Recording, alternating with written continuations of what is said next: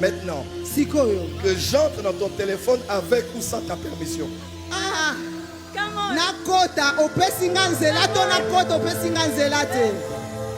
Je répète, que j'entre dans ton téléphone avec ou sans permission. Parce qu'actuellement, on veut même nous dire à nous prophètes si on doit avoir la permission ou pas.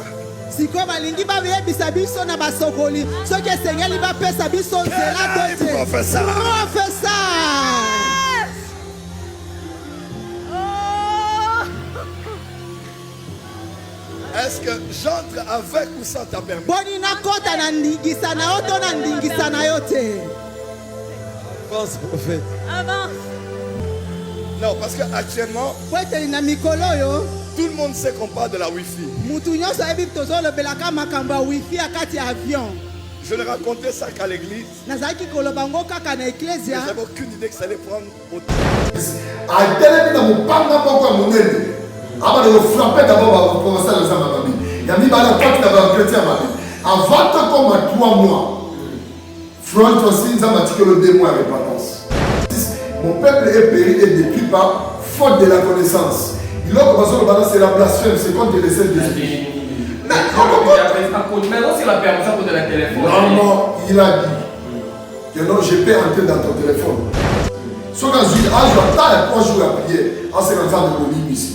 C'est la blasphème, c'est contre l'esprit. Mais à ce que l'esprit en frère, il attend, un petit raté.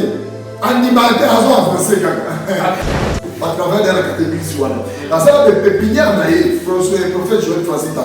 Les pépinières, on va lui dire que non, tant papa, quand tu en as déjà, tant papa, bête d'abord. Professeur, avant Sidane. Et ça, maman, Jonah. Et l'état Fiti. Fiti, en tout dernier mot, ça. Ouais, je vais faire ça. Ouais, je vais t'introduire ta présence blasphème. Pourquoi il m'a blasphème? C'est contre le Saint-Esprit. Parce qu'il y a un monde en Amérique. Au 21e siècle. C'est tout l'internet au Québec. Il y a un fort prophète. Parce que la raison d'avoir ébélé. C'est tout en Congo qui est ébélé. Fais attention. Ça là.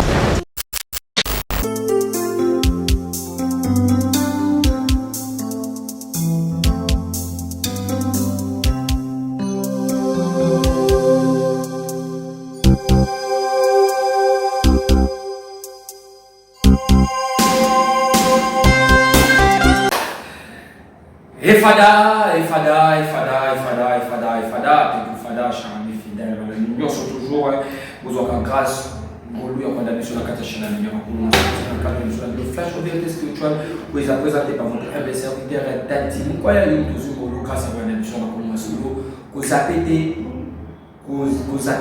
vous changez, partagez, commenter, liker, là, à coupable pour la mission. Aujourd'hui, je suis passé à cette plateau, nous avons encore l'évangéliste avec l'évangéliste Gabriel, les prophètes Gabriel, avec lui nous allons nous entretenir tout au long de cette émission. Restez branchés, restez connectés dans votre chaîne.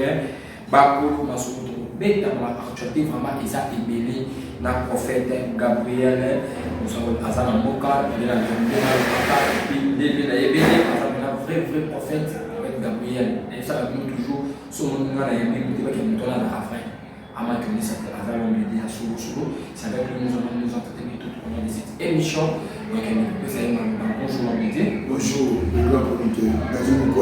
Ça fait de l'embêté. Non, Dieu fait grâce et le Seigneur vous bénisse aussi. Ok, moi, je dis par rapport à tous les soins, encore bonne grâce. Inch'Allah, encore on a fait priorité. Il y a des beaux soirs avant qu'on a fait si non moqué. Et on a fait si au Diambo, on a choisi. On a fait si au Abari, et comme au Ebreben. Na français, bonjour à tous. Na portugais, bon dia ou bon ou botard. Ça dépend de quel est que vous suivez cette émission. Avant de commencer, la Bible me dit dans le livre de Psaume 156 que tout ce qui respire loue l'Éternel. Nous faisons paiement et comme ça dans les âmes. Et ça, quand on offrande, lorsque tu dors la nuit, tu réveilles le matin, il faut payer ça pas ensemble. Tu peux demander ce que j'ai d'offrande, ni ton argent d'espèce. Ni ta dîme, rien qu'être reconnaissant ou reconnaissant devant Dieu de dire à Dieu seulement les mots merci. Les mots merci on écrit avec 5 lettres et qu'on a rempli dans le livre de souvenirs. Papa, maman, Zolandalai, lorsque tu dors la nuit, tu réveilles le matin, partout que vous êtes, il faut que ça ait offrande et reconnaissance. Pour Banazam et fils que merci. Mais il faut sauter ça la nuit, il faut que ça aille. Ok, amen. Vous savez, Tendre Père, le Dieu d'Abraham, d'Isaac et de Jacob, nous te sommes infiniment reconnaissants pour reconnaissance, pour ton amour et pour ta faveur que tu nous as accordé. Bénis ton peuple. La Bible dit, vous connaissez les vérités vous affranchissent. Naïe Bama Moussolo, Nakati la chaîne Nabiso, Bakolo Basolo TV. Pambola les grands chroniqueurs, Dadi Moukoya, Yenda édifie à Kabiso, Nanzela Tameke pour en parler. Pambola Basel Nanzame Nyoso, mais Bazala nous ici la retraite, mais Pambola groupe d'intercession charismatique, au Bazo Kamba et le mot la prophète Gabriel Wabishima, Bazala Simalangai, Pambola Libota, Yaba Nanzame, partout dans le monde. La Bible me dit, le juste est vivant par la foi. Dans 100 000 mots, dans mon Canabiso RDC, toute autorité vient de Dieu. Dans 100 000 mots, la garde des nations, mais c'est Félix Antoine Tseketi Lombo, garde des nations, le mot, la libota famille. Zambe encodé l'homme vu, bâtir les sous sagesse et intelligence. Il y a un cosa la moussa pour protéger le peuple. Biso me maou mounayo, dans Zéla moussa le précipitation, dit allez partout dans le monde, allez prêcher les bonnes nouvelles. Bonne nouvelle, d'ailleurs, maou combat Jésus-Christ de Nazareth. Et c'est le nom qui guérit les maladies. Si tu crois en Jésus, tu seras sauvé. Comment est-ce que Balisabiso, comment est-ce que vous pouvez savoir nous sommes unis dans le combat Jésus-Christ de Nazareth. Amen. Amen. Merci maman. L'homme de Dieu, la prière pour salut. Dans le Koloyalelo. Ok, l'homme de Dieu, avant tout compte d'abord, dans le sujet autour de la Koloyalelo, on signe d'abord, bâtir la mission de vidéo où il y a le prophète Joël Francis Tandou. Et puis on se retrouve après cette image. Maintenant, que j'entre dans ton téléphone avec ou sans ta permission. Ah, nakota opesinganzela to nakota opesinganzela te. Je répète, que j'entre dans ton téléphone avec ou sans permission. Parce que actuellement, on veut même nous dire à nous prophètes si on doit avoir la permission ou pas. Siko balingi ba yebisa biso na basokoli soki esengeli ba pesa biso nzela to te. Professeur.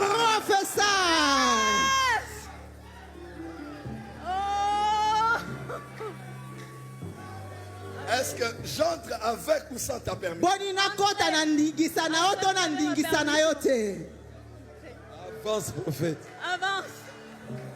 Non, parce qu'actuellement, tout le monde sait qu'on parle de la Wi-Fi.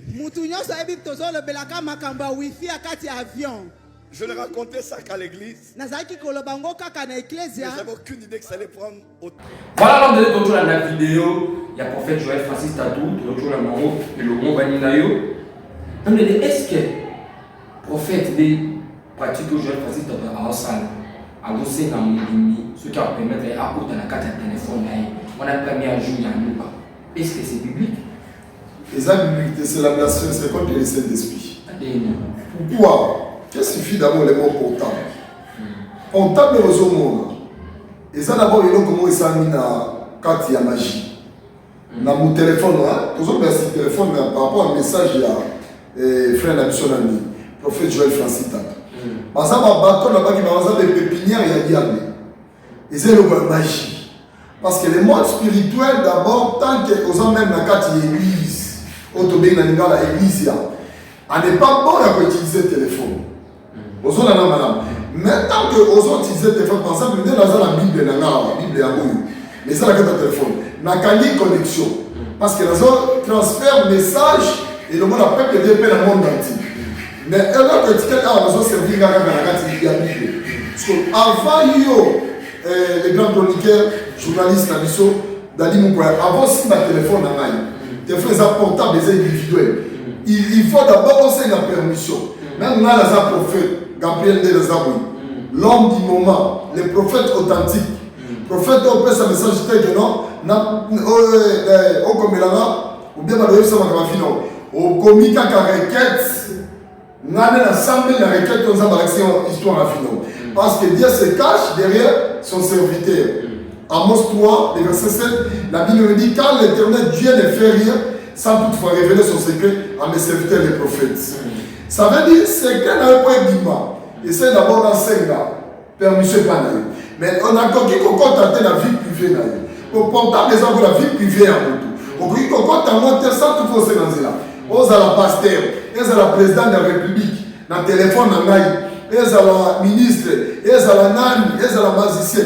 Avant d'assimer le téléphone, même il y a moi si même il y a mobile, tu dois demander la permission. Et c'est dans ce comprendre. Comme il m'a dit dans Osée 4:6. La Bible me dit dans le livre de Osée 4:6, mon peuple est péri et détruit par faute de la connaissance. Il a commencé à c'est la blasphème, c'est contre les sept d'esprit. Maintenant, c'est la permission de la téléphone. Non, il a dit que non, je peux entrer dans ton téléphone. Même sans tout faire demander la permission chez toi. Les vidéos sont claires. Allez, bino kuna ba bini oyo, boza na kati ya nzungu ya molili, boza ganga na kati ya église ya Nzambe que non. Avant sida. Si tu ne vois pas, normalement comme clair que non, prophète Joël s'est dit à mon nakati. Dans cette église, là qu'on expliquait quand même message en commun. Ça la lorsque Ayami Moupaya, dans cette église, Bandi voilà, frère Nanga, Bandi Moupaya, Bandi par exemple prophète Gabriel Bishima. Tant Bayami yo na réception, ba komeli yo quelque chose au pesa. Na kamoza oyani kaye bazo riswana. Bazo koma makamu directement ya vie na yo. Ali bazui na bureau na basale les messages parce que le monde évolue par l'informatique. Basale les messages. Ba komeli que pour toi là hier ça Moupaya pour édifier foule. Ba mona que la prophétie à solo, il faut ba la prophétie tant on va noter à kati ma la moko adoration, à kati ma la moko message à prédication, à kati ma mona prophétie. Dans la côté la salle de pépinière naïe parce que les a réseau à travers la catégorie voilà. La salle de pépinière naïe, François prophète Joël Fasita. De pépinière naïe, on va dire que non, tant papa continue à dire tant papa bête d'abord. Professeur, avant Sidan. Et ça va manquer. C'est déjà comme. Parce que moi je peux profiter pour toi, avant de profiter, je dois prier pour toi. Dans Saint-Esprit d'Ego, et moi je vais vous guider. La prophétie, si nous ne dit pas, la prophétie c'est l'orientation. L'orientation est dans la vie, comme moi je janvier, dans mon imakambo, comme là. Parce que yo moi besoin de la maison talana, vous avez un dos et un dos. Ce qu'on a dit, est-ce qu'elle a un dos toté? Est-ce qu'elle appelle la prophétie? Prophétie, nous sommes malades, ainsi dit l'Éternel, même Oumeli. Abakoum dit, dans le livre de Abakoum 2, le verset 1, je tiens toujours au milieu de ma poste, j'attends ce que l'Éternel m'a promis. On peut prophétiser pour toi aujourd'hui, la vraie prophétie. La prophétie à trois temps. L'état passé, l'état présent et l'état futur. Futur à notre dernier ensemble. Pourquoi je vais faire ça? Pourquoi je vais faire ta présent blasphème? Pourquoi il m'a blasphème? C'est contre le Saint-Esprit. Parce qu'il y a mon âme qui. La personne CP, il y a mon âme. CP, ça va le dernier, ma caméra, il y a mon âme. Parce que si on est dans Solo TV, tu es à prendre le débat ensemble de vérité. Attends qu'on y a un finga, maintenant il y a une vérité. Il y a une repentance. Et qu'on nous a compris ensemble. Tout le monde est comme la vie, à part que moi Jésus-Christ. C'est le nom qui guérit les maladies, les noms qui sont, c'est le nom de Jésus-Christ. En tout cas, Bokeba, dans le 21e siècle. C'est tout l'internet, Bokeba. Il y a un fort prophète. Parce que la raison, est belé. C'est tout en Congo, qui est belé.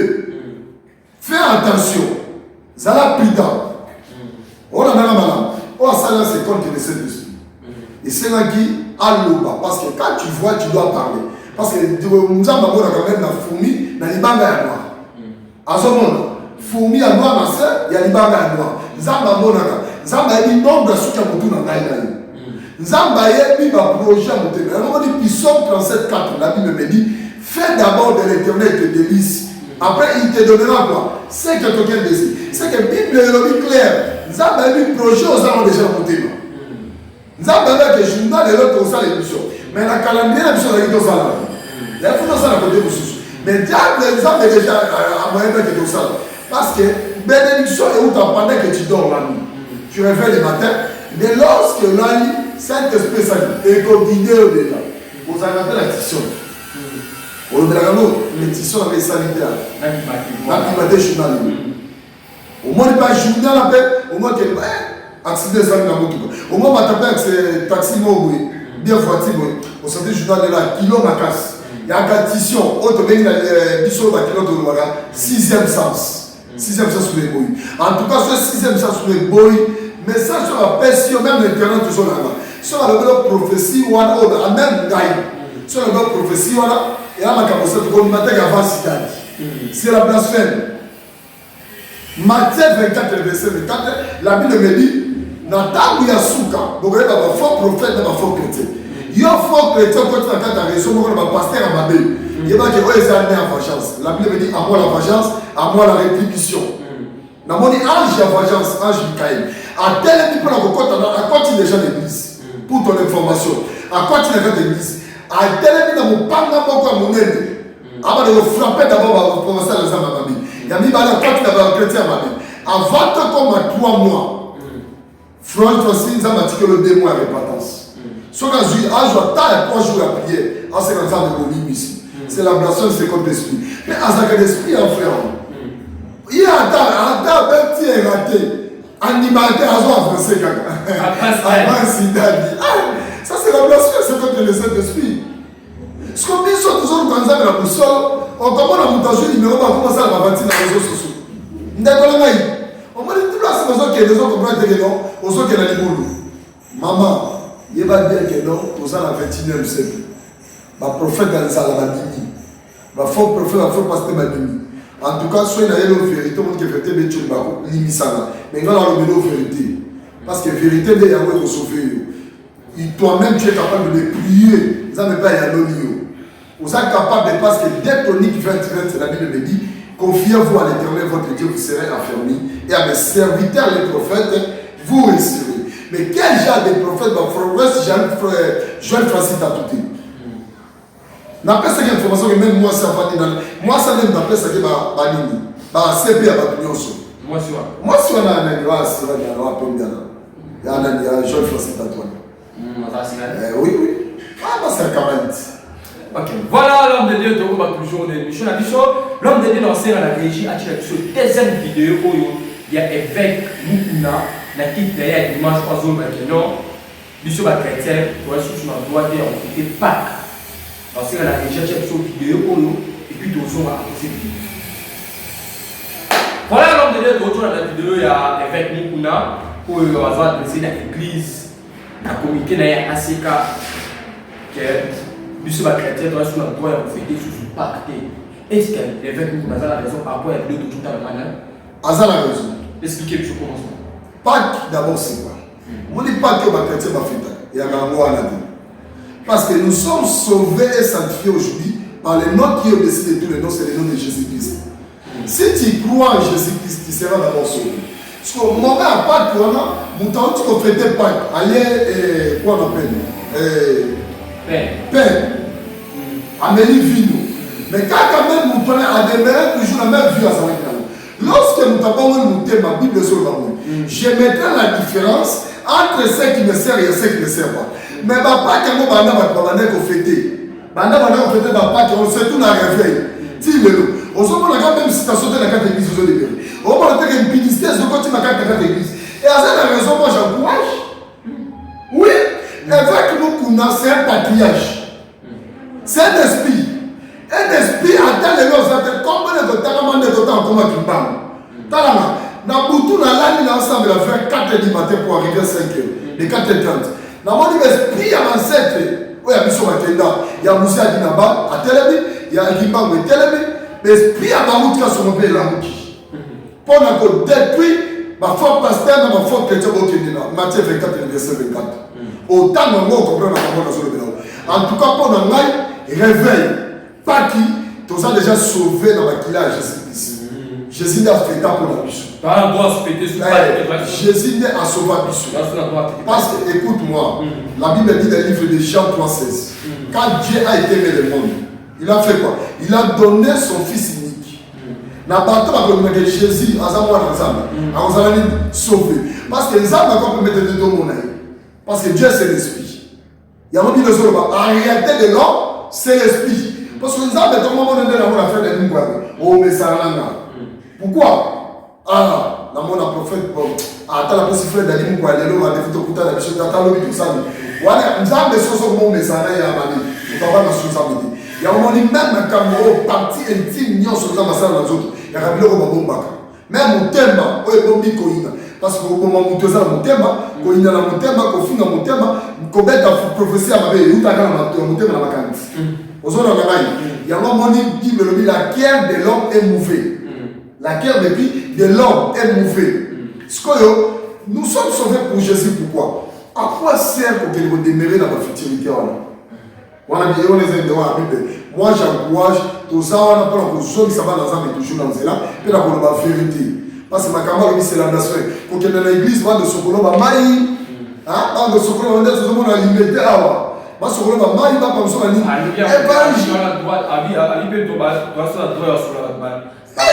C'est la blasphème. C'est pas intéressant de ça. Nani, frère, non, non. Quand il est apôtre, attend l'écriture. Un apôtre qui attend l'écriture, puisqu'il est pasteur, puisqu'il est évangéliste, puisqu'il est prophète. À cause de ça, c'est contre le Saint-Esprit. Comme le sorcier, n'a pas passé à la tabala, à la soupe la mango, mon tient de l'image à voilà. N'a pas passé à la tabala, dans la soupe la mango, nous autres, maman, on m'a dit quand on combat Jésus-Christ de Nazareth, ce qu'on lui met là, on a solo, on a joué du salon. Ma vie non c'est difficile comme facile. Amen. Bible venez à moi, vous tous qui êtes fatigués, chargés, je fais quoi? Je vous donnerai du repos. Véritable repos qu'on ne soit pas comme moi Jésus-Christ de Nazareth. J'avance encore dans mon esprit. Ma campagne dans son ta vie, essaye à Jésus à solo. Bible ne pensez plus encore aux événements passés et ne considérez plus encore les choses qui enseignent. Zabanya ça ma capacité à la vie. Voilà nangai. Yozo la nangai. Soyez prudents que ça la 21e c'est ma prophète à Poko Babimi. Na ma prophétie à ma frère José Joël Francis Tatoana. Téléphone est individuel. Avant on y a même maintenant et pas le moi avant il y a ma téléphone il doit demander la permission chez moi. Est-ce que pasteur pour vous prophétiser mon téléphone le numéro la contact na oui, Dieu voit tout. Même moi aussi je vois la date de naissance. La date de naissance, la mois, la jour. Mais ce que c'est un moment en France à la Lyon. Avant l'émission de tout ça. Alina le balancer des prophètes dans le vie. Comment que tant la commis requête, malheureusement c'est la minute la moni ba kima au moins mission est en makas. Nzamba pa msho pepe na moni pa pe msho nzamba ngapa msho la mise. Les bato oyiba mbongo mais bon mweza gayote. Mutaleli azwi mobali na ye active. Na boy ko tanga kombo. Mais hier on a appelé mission. C'est ça que témoignage à bateau à ça les crédits. Quand vous avez les crédits, dans ma maison, Dieu se cache derrière son serviteur. Bible sur le babouille. Les ingrédients n'hériteront pas les royaumes des cieux. Premier ennemi à diable dehors, comment le temps où je le prophète Gabriel, prophète de l'accomplissement. Dans la banane en janvier, dans le décembre. Dans le Kanzam, de quand en janvier. Pendant que le Kanzam est dans le début, ok, à la fin de l'année. Parce que quand on voit la distanciation, parfois je ne vois pas mon œuvre et là, il y a des coquilles. Il y a un moment où ils ont la distanciation. La ligne en œuvre, éthique à la prophétie. Message de ce qu'on appelle ça, et là, dans autres. Parce que dans un prophète, il y a accomplissement et prophète authentique. Le temps de la grâce n'a pas encore passé, il y a encore l'espoir. Il y a Joël Francis, tu as déjà maintenant. Mais expliqué en bien. Bah, il y a un mais il y a tout une question. Tout sur la tête. Tout une question, prophète d'abord, pour ça, la prophétie. Oui, la ligne la paix, ça peut être des naissances. Non, c'est comme tout est bien un téléphone. La paix, ça date de naissance, c'est un jour, c'est parce que Dieu est fort. Soit par exemple, il y a une dans le bâti. La paix, ça peut être Congo. Il y a un Congo.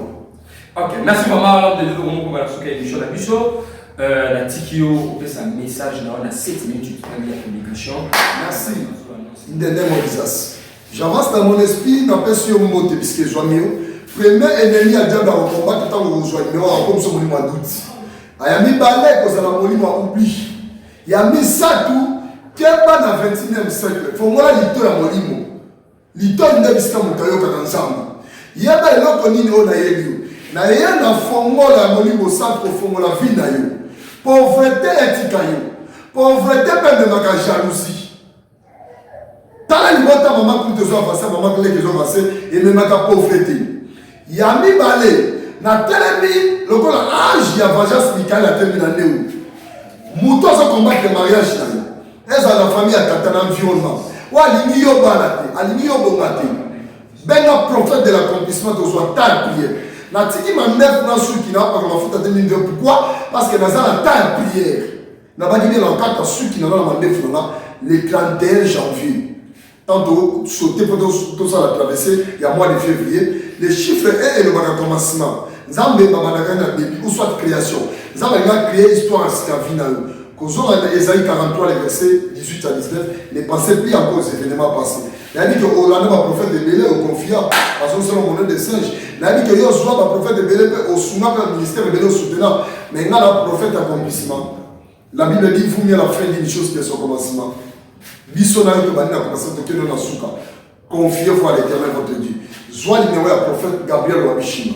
Na ka ozango ya mbasu eumeli na ka ya maladi epilepsie na ka ya hernie ya molili ya bandoki maboko no tango ozotala na télévision no mate maboko no batobola aussi batikela grâce à aussi mambomo mais batia limitation progressive. Nous avons une limitation progressive et la limitation d'âge. Baboya la femme na bino no beaucoup fakala âge à moins de 50 ans. Bino na 4 millions de bozala mo dans la qui sont dans Zati. Appelle à ta fille d'ici à Belgique à Canada à Zati. Appelle mon gogo, tiens, tout la tête de la famille de Nazadi. Dans centre ministère, il y a groupe d'intercession charismatique. Il y a centre missionnaire Ebenezer. Zamba, quoi, ça loi été mis dans la vie. L'autre, il y a vu dans le pays. Goliath, ils ont combattu dans le pays. Zamba, ça la séparation, le gars, il y a Abraham dans l'autre. Nous n'allons pas mon nom de coquille. Zamba, c'est son mariage. Nous la vie dans Zamba témoigner. Zamba, pèse ça y est aux Oluka. Bible, je mettais la différence entre ceux qui me servent à Seigneur. Et la servante, il y a prophétie. La servante, on m'a prophétisé pour moi en 2014, qu'on passait sur l'événement passé. Ça, c'est le temps de la grâce, n'a pas encore passé pour nous. Dieu est là, il est le même hier, aujourd'hui et éternellement. Le Dieu qui a marché avec Alexandre Dinaba, le Dieu de mes ancêtres, le Dieu des esprits du prophète, Apamboulaï, le Dieu de Kimbam, le Dieu d'apôtre Tambolkot, le Dieu de mon ministère, le Dieu qui a marché avec Mahout Kassou, il est le même hier, aujourd'hui et éternellement. Le temps de la grâce n'a pas encore passé. Quand nous sommes difficiles, mais quand nous sommes yo, je ça une chance qu'il y ait nos poteaux. Mais il y a un sort qui va en 1990, en 2000, en 2001, avant ça. Je ça sort dans le pan, mais je vais yo tout. Yo, comme on a des salaires et comme on a souka, on reçoit nos mots. Et là, on a besoin d'utiliser l'énergie. Yo, besoin d'esprit, mon servitude dans les mots de bataille. Ben, un prophète accomplissement, au ben, on a comme la fin à côté. Sur le prophète, on a comme la comment requête ça. Tant que on a comme la solo, un prophète nous soutient. Ben, t'as le solo dans un. Première clé à récit, il y a il faut ça la discussion. Tant qu'on soit appuyé dans un, respecter. Ta prière. Les ambassades à la respect. Il y a temps. Soit tu dis ressemble à 9h, respecter 9h. Parce que soit 10h, 12h.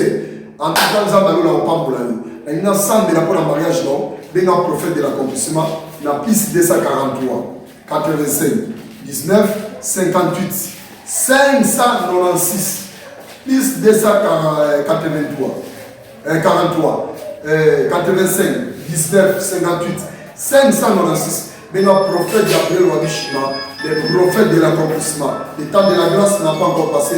La Bible me dit qu'il y a encore l'espoir pour ceux qui vivent encore. Ne craignez pas, on va là, on va voyager au Soamikanda, on va là, on va vivre au Simba, on va tomber en Néo, parce que les années à chiffre 6. Le chiffre 6, c'est le chiffre de l'homme. Mais tu dois commencer d'abord des faits de l'éternel et de l'Église. Il te donnera ce que ton cœur désire. La Bible me dit encore, recommande ton sort à l'éternel, mais à lui ta confiance et il agira. Nous allons agir à la vie. La Bible dit, même ils te feront la guerre. Jérémie me dit, ils te feront la guerre, mais ils ne te feront pas. Moutazan et les Wanzam vous auront toujours dans le combat. Soit vous avez soutien, vous avez déjà beaucoup fait. Et c'est une assemblée la première d'autres fumants. On va regarder là, vous avez la grâce et la prophétie. Mais le lot, l'autre a soutenu, vous remarquez. Ok, l'église, comment on a changement dit. Il faut changer en euro. En or, ange de l'église centre missionnaire des réserves. Je lève ma main droite. Il faut changer. Il ne faut pas témoigner dans le quartier quand la meilleure. Il ne faut pas témoigner dans le parc ou la famille. Témoignage présent. Vous avez le parc ou la famille. Mais comment est-ce que c'est ça? Dans le monde, il doit célébrer.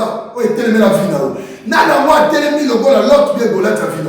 Et ça, Israël, quoi que la terre promise, c'est ça qui goal à la vie. Et c'est que l'autre, il a vu dans un macabolo. C'est parce que ça qui vous dit. Tu es bani, tu as bani, moi, la maman qui m'a non, ya tanti, mais comme il n'y a pas mon inventé, Zamba tio distance. Il y a là tout sous la vie, comme on n'est pas mon écoute, il faut Zamba Kabolo na bango. Il y a là tout il faut pas koufa. Parce que c'est ça qui connaît ça koufa, pour Israël qui n'a pas de parce que nous sommes à béo confiant, Zamba Kabolo na bango. Après ça, on va nous dire na bango, nous sommes à bébé na comme moi Yesu Masia. Tant qu'on a une émission. Soit du temps prophète. Et là, on a 4 ans, et le diable a commenté pourquoi. On soit temps, on soit numéro, on va passer et on va battre, on va s'abonner pour la miracle de la carte à vie. Mais le prophète de l'accomplissement, la piste 243, 85, 19, 58, 596. Comment requête na yo, tous soit temps à prière. Dans Sambéli, Zamba Pambo. Quant à moi, je vous prends congé, je souhaite à tout le monde bonne journée en Christ. Ça n'est pas partout que vous êtes, que le Seigneur vous bénisse. Ciao, portez-vous bien.